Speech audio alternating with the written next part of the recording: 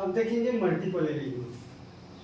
Multiple eligible के मतलब क्या है, किसी भी जीन के दो वैकल्पिक प्रारूप पाया जाता है, उसी को बोलते हैं बहुएलिकता। मैं बात कर रहा हूँ, ठीक, तुम्हारा डेफिनेशन लिख देता हूँ। डेफिनेशन मल्टीपल एलिजिबल या बहुएलिकता, जिसको मल्टीपल एलिजिबल किसी जीन के, ठीक, किसी भी जीन हो सकते, किसी भी जीन के दो वैकल्पिक प्रारूप पाए जाते हैं। वैकल्पिक, किसी भी जीन के दो वैकल्पिक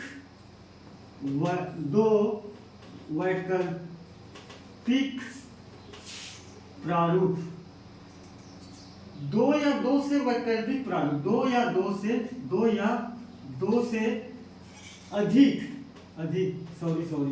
अधिक वैकल्पिक प्रारूप पाया जाता है, उसको बोलते हैं मल्टीपल एलिजिबल। कैसे, एक जीन है, एग्जाम्पल, एक जीन है ब्लड संबंधी जीन है, आई जीन रिस्पॉन्सिबल होता है ब्लड के लिए, हमेशा याद रखना, आई जीन। इस आई जीन के वैकल्पिक प्रारूप कितना हो सकता है, आई ए ब्लड ग्रुप बोलते हो ना, ए पॉजिटिव ब्लड ग्रुप, आई, वो लिखा इसी जाता है आई करके, तो तुम ए बस बोल देते हो, वो तुम्हारा नो नॉलेज नो कॉलेज का सिस्टम है, वो तुम उसमें मत जाओ कि सर आई को हम कभी सुने नहीं है। ये आई इस जीन के लिए रिस्पॉन्सिबल है, ए ब्लड ग्रुप के लिए, नहीं है तो बायोलॉजी का बुक देख लेना, ठीक। आई ए बी, तो जीन तो एक है, बाकी वैकल्पिक प्रारूप कई है। आई ओ समूह, आई एक ही है, तो क्या है, वैकल्पिक प्रारूप है। तो एग्जाम्पल क्या है, मानव रक्त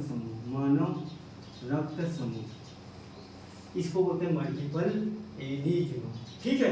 अब इस पर तुम ये मत मेरे से उम्मीद करो कि सर अगर किसी का पापा अगर कोई गिरा है, अगर उसका ब्लड ग्रुप ए है तो डोनर को क्या होगा, ये सारी उसी का कॉन्सेप्ट है, ये इसकी खास बात है एग्रीकल्चर में, इतना ही है, ठीक है।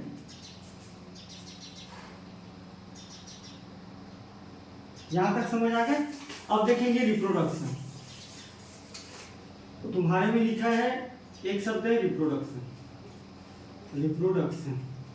तो रिप्रोडक्शन कुछ नहीं है, गेमेट का बनना, सिंपल से रिप्रोडक्शन दो प्रकार के होते हैं, एक होता है सेक्सुअल लैंगिक प्रजनन, एक होता है अलैंगिक प्रजनन, ठीक। लैंगिक प्रजनन के मतलब क्या है, स्पर्म प्लस ओवम का फ्यूज होकर जो जाइगोट का निर्माण करता है, और वही जाइगोट क्या करता है, सेल डिवीजन के साथ एम्ब्रियो का निर्माण करता है, उसी को बोलते हैं सेक्सुअल लैंगिक प्रजनन। तो मैं लिख देता हूँ, लिखोगे मत, आप इस पर चित्र बना देना। ये है male gamete sperm, male plus female, दोनों का क्रॉस होगा, मतलब फ्यूज होगा, जिसको बोलते हैं निषेचन होगा, ठीक। निषेचन हुआ, तो निषेचन होने के बाद क्या होगा, जाइगोट का निर्माण करेगा,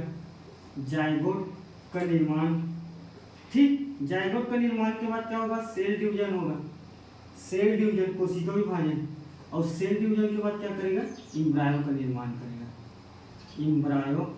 का निर्माण, ठीक। आप अगर एक शब्द में मैं बताऊं, सेक्सुअल प्रजनन क्या है, मेल और फीमेल का निषेचन होने के बाद जाइगोट का निर्माण होना, उसको बोलते हैं सेक्सुअल रिप्रोडक्शन, ठीक है। सेक्सुअल रिप्रोडक्शन समझ आ गए। यहाँ रिप्रोडक्शन है ना, देखिए यहाँ लिखा नहीं, प्रजनन हिंदी में लिखा हूँ, ठीक। तो आप ये वाले चित्र बनाओ, चाहे लिख लो, सीधी बात, मेल एवं फीमेल का निषेचन होता है, निषेचन के बाद जाइगोट का निर्माण होता है, बातें की है, ठीक है। या तो पूरे चित्र बना दो और जल्दी समझ में आ जाएगा।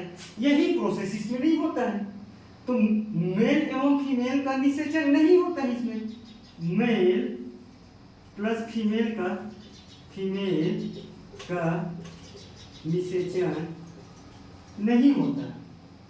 तो इस पर क्या होता है, वेजिटेटिव प्रोपोगेशन पढ़े हो, वेजिटेटिव बाइनरी फ्यूजन, फंगस में, तो क्या है, बाइनरी फिजन, बाइनरी फिजन इसका एग्जांपल बाइनरी फिजन की बैक्टीरिया का जो बाइनरी फिजन पढ़े हो ना वो क्या है, एसेक्सुअल रिप्रोडक्शन। इसी कारण बोलते हैं ना एस को स्पोर बनाते हैं, एसेक्सुअल स्पोर बनाते हैं करके, ये वही का है।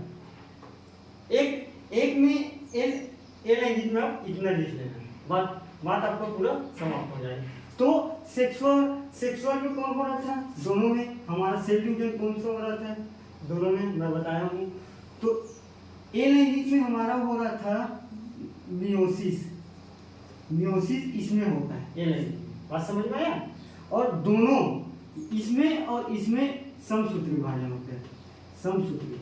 तो आप नोट करके लिखना, सेक्सुअल प्लस एसेक्सुअल में समसूत्री विभाजन होता है और सेक्सुअल में मियोसिस भ्रंश का प्रक्रिया दिखाई देता है या सामान्य तौर पर होता है। बात समझ में आया यहाँ तक, ठीक।